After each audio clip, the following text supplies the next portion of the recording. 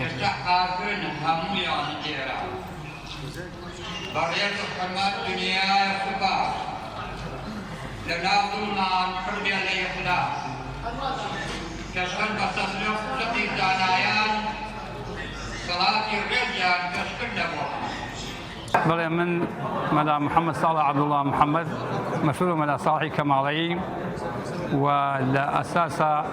من كخوندوما لخدمتي ما وسام على نعمتها لنازي أو كما مسام بودوهم ما وسام على محمي قوبان لخدمتي أبو ما وسام على خالد تازدي لخدمتي أبو ما خوندوما وهروها ما وسام على روف ما وسام على أحمي أدي بكان أما لكاتي جنجيما ولكاتي جنجيشا هر رويشتما بو كركوك ليش خوندوما ماوي دوسي سال لسليماني دوسي سال خوندوما شاركاني كردستان زور خوندوما همو كردستان قراهم مالينوانية زور قراهم بو خوندن زور عزيت كيشاوة لبيناوي خوندنها ومن كاتي كوا تواهم كرد لحفتا وهش تعين بوما دا مزراهم هذا ديكي خمان كنازية ولقل أويشا كاتي كوا هشتاو شش هاتا بيشو 1986 ما مساكانيان بانكر قراي نواب وكلار لكلارا لمزودي حاج الشيخ إبراهيم ليوي إمام وخطيب ما وي صالح دواي أوا سمود كرايوا ثم سمود دا ناحية سمود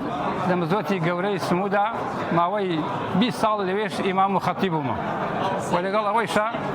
كدواي أوا نقل كلام بو كفري ما وي 2 سال لويش خطبان خوندوا لباوانور خطبان خوندوا وتاريا داوا سرما ولا همو كاتيكا من آماده بوما بشو بروج بو خدمت كردني أم قالوا ملته إسلام ولا قال أويشا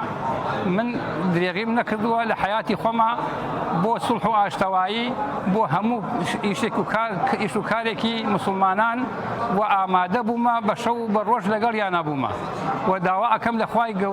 قورا مرحمة بكا لقال همو مانا وتوشي خير وبركة مان بكا وولات مان لشر وآجا ولا بدا وهرزاني بخات ناومان وخير وخوشي بو همو لايك هر ملتيك هر حكومتيك زدي علم بو أو معناه وايا دعاء كون بيش ناكون زدي زانياري بون دعاء كون بيش ناكون دعواء كين لكاربدستان لدى صلاداران لملت دائما محاولة بكن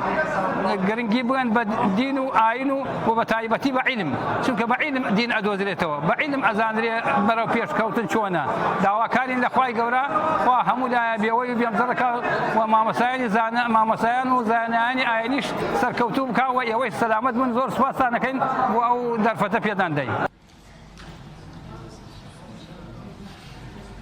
من ملا كريم فرج محمد إمام وخطيبي مزقوتي الشافعي بلا مسخان نشين بلا مهر بردوام لسر خزمتي خوم مشهور بملا كريم شافعي ولي برسراوي لجني فتواي قرميانشم وتقريبا لهمو تمام هلا خدمتي الحمد لله لخدمتي ام دينا ولخدمتي كوملقايا بصر بردوا بلام بصالح حفتا وشوار بملاوه لهمو شوينكا اوي بوم كرابي خدمتهم كرديه بمزقوت وبمسلمانان بخينكاراني علومي شرعي وهروا بمسلمانان بقشتي لهمو مناسبەیەکی مسلمانانە ئەوەی پێویستی کردێ خۆشی و ناخۆشی بەشداریمان کردێ و وەخوای گەورە ئەگەر لێمان قبوڵکە ئینشاءالله کاری باشمان کردێ و مامۆسایان بەڕاستی لە کۆمەلگایە شتێکی گرنگ و پێویست و مهمن هەر لە پێش لەدایکبوونی ئینسانەکانەوە لەو کاتێکەوە باوکو دایکی ئینسانەکان مارەکرێ لە یەکتری هەتا لە دایکبوونی ئینسانەکان و مناسەباتی هەفتم و عەقیقە و هەروەها ژنهێنان و شوکردن و هەروەها ئیسلاحی بینی مسلمانان کاتێکەوە ئاژاوەیە مشکلەیەک ڕوویان تێکە مامۆسایانی ئاینی لە خزمەتی کۆمەلگایە بوون و درێخیان نەکردێ و ئینشاءالله هەتا بۆیشمان فرێ درێخی ناکەین و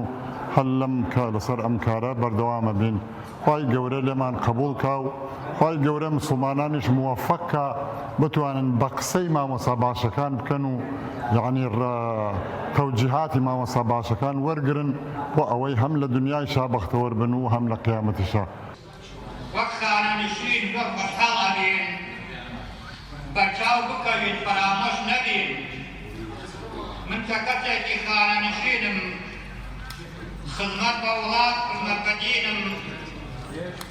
40 ساڵ خزمەت و 7 دوای خزمەت پێم بڵێن دەستخۆش لە بۆ کار.